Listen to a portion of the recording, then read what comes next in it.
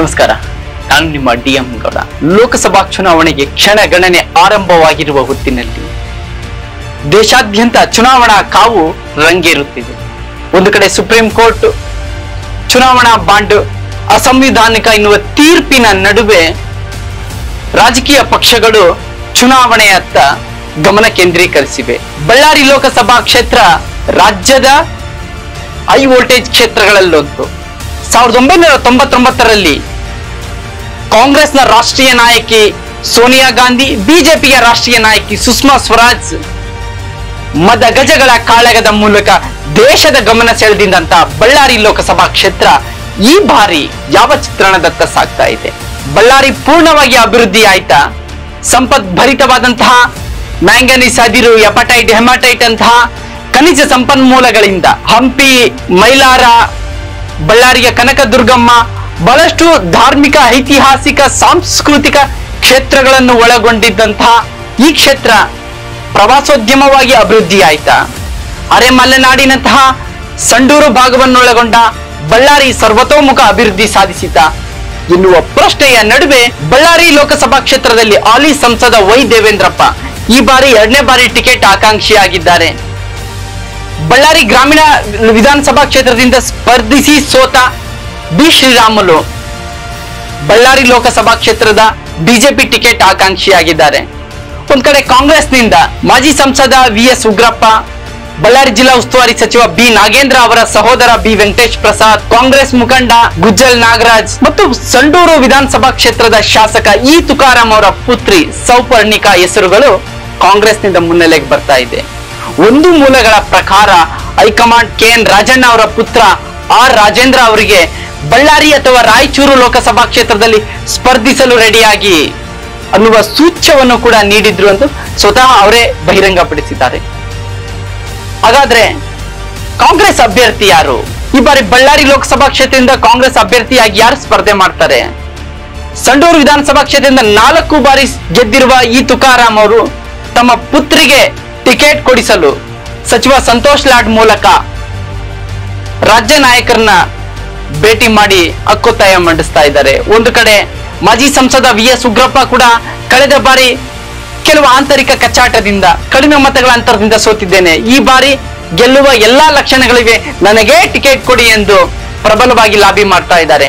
ಒಂದು ಕಡೆ ಸ್ಥಳೀಯರಿಗೆ ಟಿಕೆಟ್ ಕೊಡಿ ಎಂದು ನಾಗರಾಜ್ ಗುಜ್ಜಲ್ ಅವರು ಒಂದ್ ಕಡೆ ಲಾಬಿ ಮಾಡ್ತಾ ಇದ್ರು. ಎಲ್ಲದರ ನಡುವೆ ಸಂಡೂರು ಶಾಸಕ ತುಕಾರಾಂ ತಮ್ಮ ಪುತ್ರಿಗೆ ಟಿಕೆಟ್ ಕೊಡಬೇಕು, ನಾನು 4 ಬಾರಿ ಕ್ಷೇತ್ರದಿಂದ ಗೆದ್ದಿದ್ದೇನೆ, ಜೊತೆಗೆ ಬಳ್ಳಾರಿಯ ಇತರ ಭಾಗದ ಶಾಸಕರು ಕೂಡ ನನಗೆ ಬೆಂಬಲ ಮತ್ತು ನನ್ನ ಪುತ್ರಿಗೆ ಬೆಂಬಲ ಕೊಡುವ ಎಲ್ಲ ಲಕ್ಷಣಗಳಿವೆ ಅನ್ನುವ ಮಾತನ್ನು ಕೂಡ ಅವರು ಹೇಳಿದ್ದಾರೆ.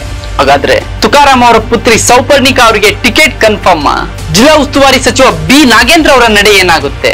ರಾಜ್ಯ ನಾಯಕರು ಇಲ್ಲ ನೀವೇ ಸ್ಪರ್ಧೆ ಮಾಡಿ ಅಂತ ನಾಗೇಂದ್ರ ಅವರ ಮೇಲೆ ಒತ್ತಡ ಏರ್ತಾ ಇದ್ದಾರೆ. ಅವ್ರಿಗೆ ಹಾಲಿ ಸಚಿವರಿದ್ದಾರೆ, ಬಳ್ಳಾರಿ ಗ್ರಾಮೀಣ ಶಾಸಕರಿದ್ದಾರೆ. ಒಂದು ವೇಳೆ ಸ್ಪರ್ಧಿಸಿ ಗೆದ್ರೆ ಶಾಸಕ ಸ್ಥಾನನೂ ಹೋಗುತ್ತೆ, ಸಚಿವ ಸ್ಥಾನನೂ ಹೋಗುತ್ತೆ, ಕೇಂದ್ರದಲ್ಲಿ ಅಧಿಕಾರ ಬರೋದು ಕಷ್ಟ ಸಾಧ್ಯ. ನಾನು ಪಾರ್ಲಿಮೆಂಟ್ಗೆ ಹೋಗಿ ಏನ್ ಮಾಡ್ಲಿ, ಇಲ್ಲೇ ಇರೋಣ ಅನ್ನುವ ಮನಸ್ಥಿತಿಯಲ್ಲಿ ನಾಗೇಂದ್ರ ಇದ್ದಾರೆ.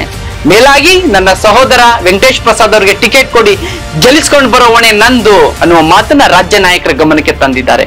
ಒಟ್ಟಾರೆಯಾಗಿ ಸಚಿವ ಸಂತೋಷ್ ಲಾಡ್ ಅವರು ಏನಾದ್ರೂ ಪ್ರಭಾವ ಬೀರಿ ತುಕಾರಾಂ ಅವರ ಪುತ್ರಿ ಸೌಪರ್ಣಿಕಾಗೆ ಟಿಕೆಟ್ ಕೊಡಿಸ್ತಾರ? ಆ ಮೂಲಕ ಬಳ್ಳಾರಿ ರಾಜಕಾರಣದಲ್ಲಿ, ಕುಟುಂಬ ರಾಜಕಾರಣದ 2ನೇ ತಲೆಮಾರು ಬಳ್ಳಾರಿ ರಾಜಕಾರಣಕ್ಕೆ ಎಂಟ್ರಿ ಆಗುತ್ತಾ ಅನ್ನೋ ಪ್ರಶ್ನೆ ಕೂಡ ಕಾಡ್ತಾ ಇದೆ. ಬಿಜೆಪಿಯಿಂದ ಬಿ ಶ್ರೀರಾಮುಲು ಸ್ಪರ್ಧೆ ಮಾಡೋದು ಬಹುತೇಕ ಖಚಿತ ಅಂತ ಹೇಳಲಾಗ್ತಿದೆ.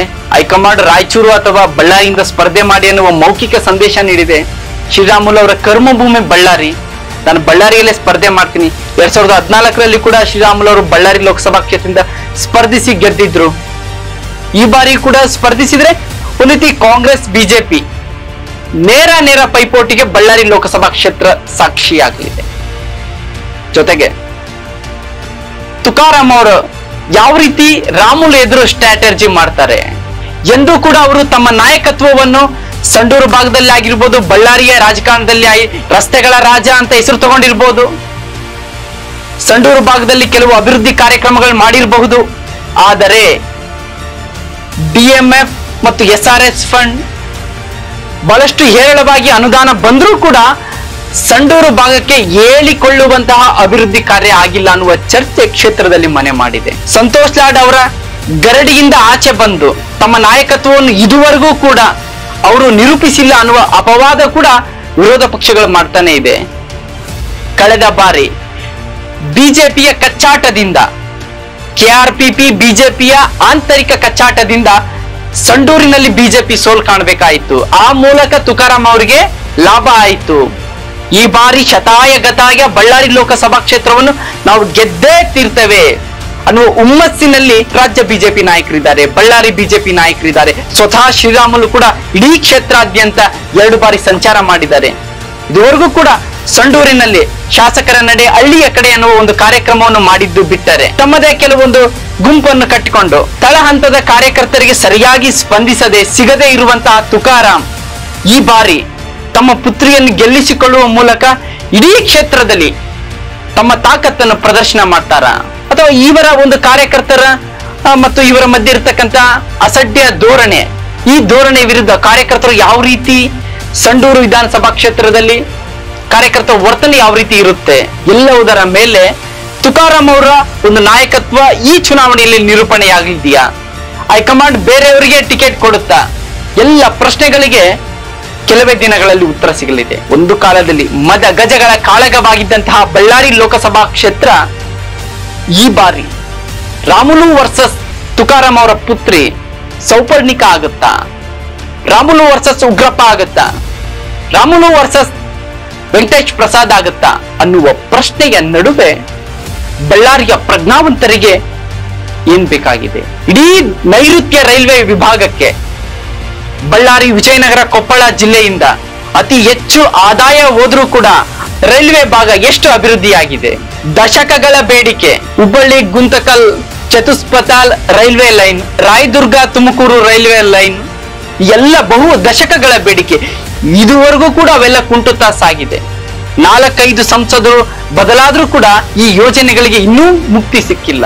ಕೇಂದ್ರದ ಅನುದಾನವನ್ನು ರಾಜ್ಯಕ್ಕೆ, ಅದರಲ್ಲೂ ಕೂಡ 2014ರಲ್ಲಿ ಈಗಿನ ರಕ್ಷಣಾ ಸಚಿವ ರಾಜನಾಥ್ ಸಿಂಗ್ ಬಳ್ಳಾರಿಯನ್ನು ಸ್ಟೀಲ್ ಸಿಟಿ ಆಗಿ ಮಾಡ್ತೇವೆ, ಉಕ್ಕಿನ ಹಬ್ ಆಗಿ ಮಾಡ್ತೇವೆ, ಇಲ್ಲಿರ್ತಕ್ಕಂಥ ಹೇರಳವಾದ ಮ್ಯಾಂಗನೀಸ್ ಅದಿರನ್ನ ಸದ್ಬಳಕೆ ಮಾಡಿಕೊಂಡು ಉಕ್ಕಿನ ರಾಜಧಾನಿಯನ್ನಾಗಿ ಬಳ್ಳಾರಿಯನ್ನು ಘೋಷಣೆ ಮಾಡ್ತೇವೆ ಅಂತ ಹೇಳಿಕೆ ಕೊಟ್ರು. 2 ಬಾರಿ ಗೆದ್ರು. 3ನೇ ಬಾರಿ ಚುನಾವಣೆಗೆ ಅಣಿಯಾಗ್ತಾ ಇದೆ ಬಿಜೆಪಿ. ಆ ಭರವಸೆ ಈಡೇರಿದೆಯಾ? ಕಳೆದ ವಿಧಾನಸಭಾ ಚುನಾವಣೆಯಲ್ಲಿ ಎಐಸಿಸಿ ಮುಖ್ಯಸ್ಥ ರಾಹುಲ್ ಗಾಂಧಿ ಅವರು ಜೀನ್ಸ್ ಹಬ್ಬಾಗಿ ಮಾಡ್ತೇವೆ ಬಳ್ಳಾರಿ ಅನ್ನುವಂತ ಭರವಸೆ ಕೊಟ್ರು. 2 ಬಜೆಟ್ ಮಂಡನೆ ಆಯ್ತು. ಆ ಬಗ್ಗೆ ರಾಜ್ಯ ಸರ್ಕಾರ ಚಕಾರನೆ ಎತ್ತಲಿಲ್ಲ. ಈಗೆಲ್ಲ ಮೂಲಭೂತ ಸಮಸ್ಯೆಗಳಿಂದ ಬಳ್ಳಾರಿ ಲೋಕಸಭಾ ಕ್ಷೇತ್ರ ನಲುಗ್ತಾ ಇದೆ. ಒಂದು ಕಡೆ ವಿಜಯನಗರ ಸಾಮ್ರಾಜ್ಯದಂತಹ ಶ್ರೀಮಂತ ಸಂಪತ್ಭರಿತ ಸಾಮ್ರಾಜ್ಯ ಆ ನೆಲದಿಂದ ಉದ್ಭವಿಸಿದ್ರು ಕೂಡ ಇಂದಿಗೂ ಕೂಡ ಆ ಭಾಗದಲ್ಲಿ ಕುಡಿಯುವ ನೀರಿನ ಸಮಸ್ಯೆ ಆಗಿರ್ಬೋದು, ನೀರಾವರಿ ಸಮಸ್ಯೆ ಆಗಿರ್ಬೋದು, ರೈತರ ಸಮಸ್ಯೆಗಳಾಗಿರ್ಬೋದು, ಅತಿ ಹೆಚ್ಚು ಮೆಣಸಿನಕಾಯಿ ಬೆಳೆದ್ರು ಕೂಡ ಅಲ್ಲಿ ಒಂದು ಶೈತ್ಯಾಗಾರ ಇಲ್ಲ. ಎಲ್ಲ ಸಮಸ್ಯೆಗಳ ನಡುವೆ ಇಂಟರ್ನ್ಯಾಷನಲ್ ಏರ್ಪೋರ್ಟ್ ಕಳೆದ 1 ದಶಕದಿಂದ ಮೂಲೆ ಗುಂಪಾಗಿದೆ. ಕಳೆದ 3-4 ವರ್ಷಗಳಿಂದ ಅಂತಾರಾಷ್ಟ್ರೀಯ ಕ್ರೀಡಾಂಗಣದ ಯೋಜನೆ ಕೂಡ ಮೂಲೆ ಗುಂಪಾಗಿದೆ. ಇಷ್ಟೊಂದು ಸಮಸ್ಯೆಗಳಲ್ಲಿ ನಲುಗುತ್ತಿರುವ ಬಳ್ಳಾರಿ ಲೋಕಸಭಾ ಕ್ಷೇತ್ರಕ್ಕೆ ಮತ್ತು ಬಳ್ಳಾರಿ ಭಾಗದ ಜನರಿಗೆ ಯಾವ ಪಕ್ಷಕ್ಕೆ ತಮ್ಮ ಅಮೂಲ್ಯವಾದ ಮತ ನೀಡುವ ಮೂಲಕ ತಾವು ಅಭಿವೃದ್ಧಿ ಆಗ್ತಾರೆ ಮತ್ತು ಜಿಲ್ಲೆಯ ಸರ್ವತೋಮುಖ ಅಭಿವೃದ್ಧಿಗೆ ಶ್ರಮಿಸುವ ನಾಯಕನಿಗೆ ಬಳ್ಳಾರಿ ಜನ ಮನ್ನಣೆ ಕೊಡ್ತಾರ? ವ್ಯಕ್ತಿಗತವಾಗಿ ಬಂದಂತಹ ವರ್ಚಸ್ಸಿನ ಮೇಲೆ ಚುನಾವಣೆ ಏನಾದ್ರೂ ಈ ಬಾರಿ ನಡೆಯುತ್ತಾ ಅನ್ನುವುದನ್ನು ಕೂಡ ನಾವು ಕಾದು ನೋಡಬೇಕು.